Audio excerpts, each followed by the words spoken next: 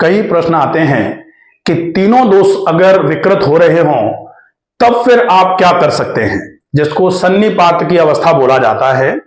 और वात, पित्त और कफ यदि तीनों ही विकृत हुए हैं तो तीनों विकृत होते हैं, ऐसी अवस्था में कोई सा भी रोग कभी भी शरीर में घुस सकता है।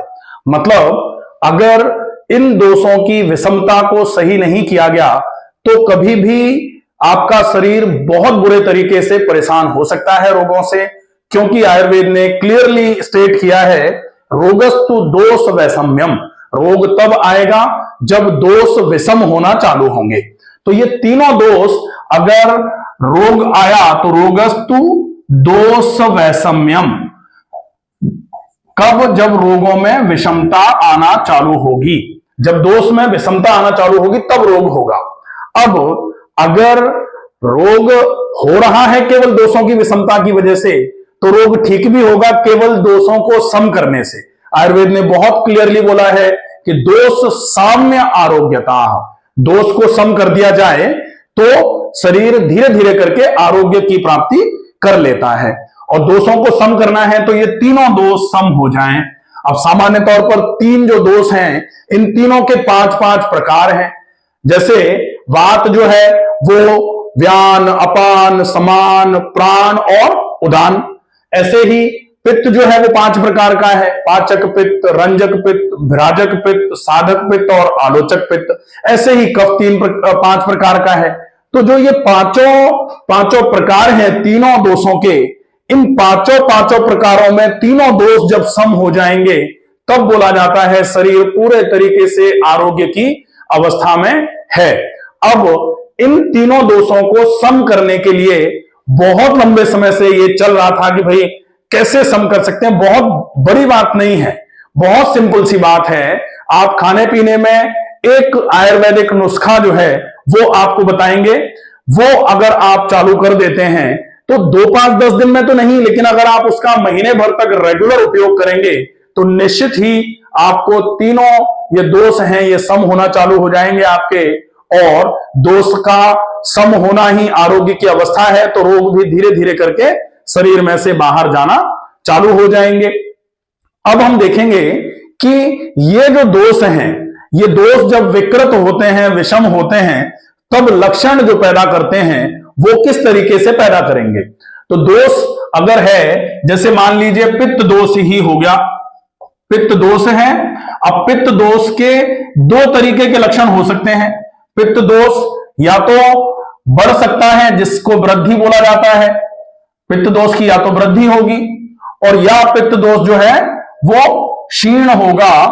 तो पित्त दोष अगर कम होगा जिसको पित्त दोष की क्षीणता बोला जाता है, पित्त दोष कम हुआ।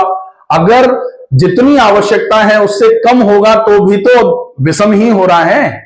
वो जितनी आवश्यकता है उससे अगर कम हो गया तो भी विषम है, उससे अगर ज्यादा हो गया तो भी विषम है। सम कब है? जब जितनी आवश्यकता है उतना ही रहे। तो क्षीणता पित्त की, वृद्धि पित्त की, ऐसे ही वात की क्षीणता, वात की वृद्धि, ऐसे ही कफ की क्षीणता और कफ की वृद्धि। ये इस तरीके से लक्षणों को डेवलप करता है शरीर में। कफ अगर बढ़ जाएगा तो कफ वृद्धि के लक्षण देगा, कफ अगर कम हो जाएगा तो कफ क्षीणता के लक्षण देगा। ऐसे ही पित्त अगर बढ़ जाएगा तो पित्त वृद्धि के लक्षण आएंगे, पित्त अगर कम होगा तो पित्त क्षीणता के लक्षण आएंगे। और ये क्लियरली मेरे वीडियोस हैं, ऑलमोस्ट आप देखेंगे त्रिदोष के ऊपर तीनों दोषों का विभाजन और उनका जो अंतर विभाजन होता है, अंदर उनके जो तीनों दोषों के 5-5 प्रकार हैं, उन प्रकारों के स्थान और उन प्रकारों की क्षीणता और वृद्धि के लक्षण क्या क्या हैं वो सारा आपको मिलेगा, तो आप उसको देख सकते हैं। अब हम देखेंगे कि ये जो दोष विषम हो गए, विषमता की वजह से शरीर में रोग आ गया। अब आपको उस रोग को ठीक करना है। उस रोग को ठीक करना है तो सबसे पहले आपको क्या करना पड़ेगा? आप सबसे पहले तो कोशिश ये करिए कि शरीर की एक बार शुद्धि कर दी जाए। शुद्धि कर देंगे तो आपको पहले जो शरीर में इंटेस्टाइन में जो भी कुछ भरा हुआ है वो पूरा का पूरा साफ हो जाएगा। इंटेस्टाइन्स बिल्कुल क्लियर रहेंगी। क्लियर इंटेस्टाइन पर फिर आप एक बहुत अच्छा नुस्खा है, एक बहुत अच्छा प्रिपरेशन है, मिक्सचर है, उसका उपयोग रेगुलर करेंगे तो धीरे धीरे करके तीनों दोष आपके सम होना चालू हो जाएंगे। उसमें आपको क्या क्या करना है? सबसे पहले आप लेंगे हल्दी। हल्दी ये जो है आप लेंगे, मान लेते हैं मिक्सर बनाना है तो 100 ग्राम का ले लेते हैं, हल्दी 100 ग्राम ले लिया आपने। अब दूसरे नंबर पर आप लेंगे जीरा। जीरा आपने 200 ग्राम ले लिया। अब तीसरे नंबर पर लेंगे आप धनिया। धनिया आपने ले लिया 300 ग्राम।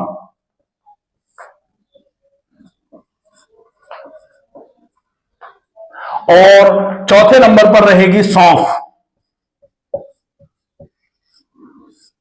सौंफ आपने 400 ग्राम ले ली। तो ये 4 चीजें हो गई।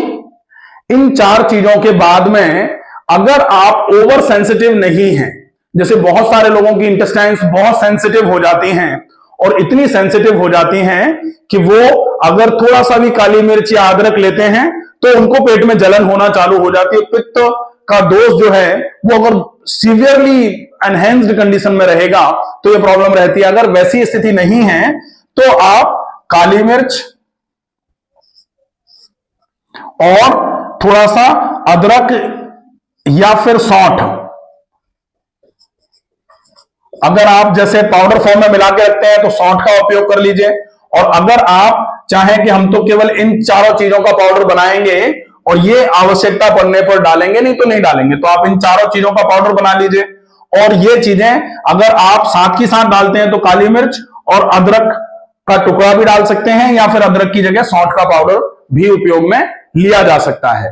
अब हम इन चारों को, ये हमने ले लिया तो 400 plus 300 700 gram plus 200 900 gram plus 100 ये 1 केजी हो जाएगा पूरा। आप इसको चाहें तो 1 केजी के रूप में स्टोर कर लें। अगर आप चाहें तो भाई 1 केजी नहीं रखना है तो आपको इसको क्वांटिटी को आधा आधा कर दीजिए, 50 100 150 और 200, तो वो आधा केजी हो जाएगा। आपने इसको स्टोर करके रख लिया।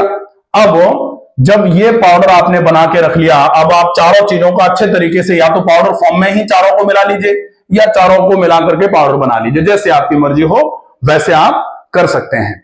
अब ये पाउडर आपको कांच के एक जार में स्टोर करके रख लेना है।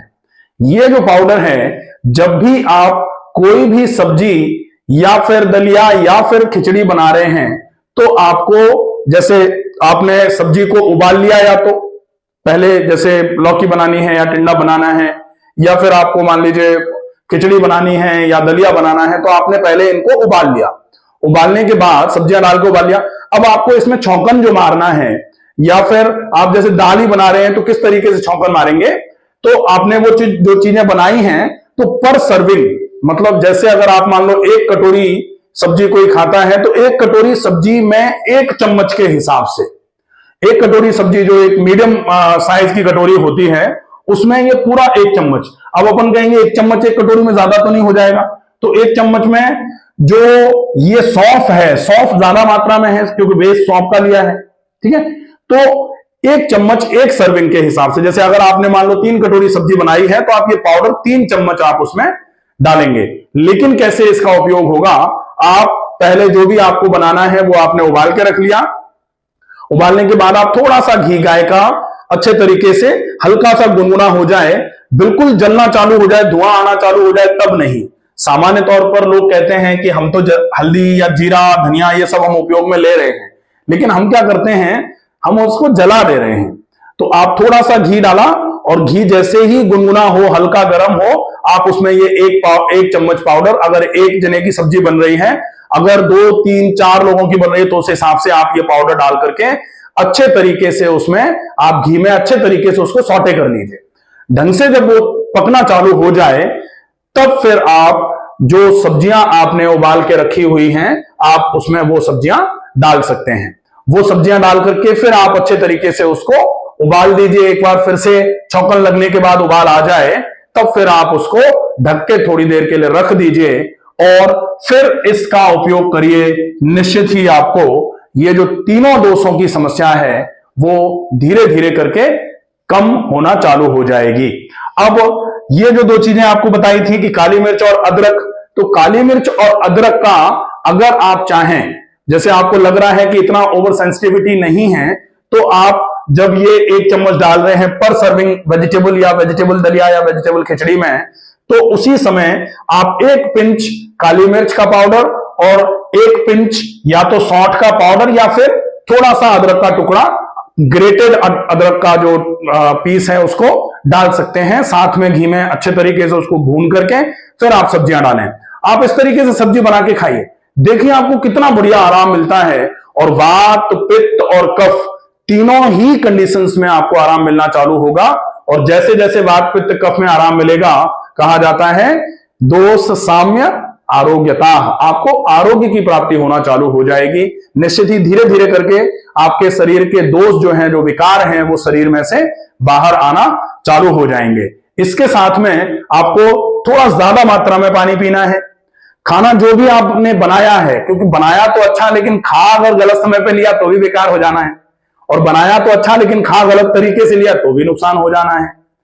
तो सही समय पर, सही मात्रा में, सही तरीके से और सही चीज जब खाई जाती है तब पूरा आराम होता है। इसका विशेष ध्यान रखना है। थोड़ा व्यायाम अगर आप कर पाए तो व्यायाम में जोड़ों का संधि संचालन क्रिया, जिसको बोला जाता है जोड़ों का व्यायाम जिसको कहते हैं, वो हो जाए। और प्राणायाम में डीप ब्रीदिंग अगर रेगुलर प्रैक्टिस में आ जाएगी तो निश्चित ही आपके दोष पूरे के पूरे सम होंगे, और दोष की समता आपके लिए आरोग्य का साधन बनेगी। स्वस्थ रहिए, सुरक्षित रहिए। धन्यवाद।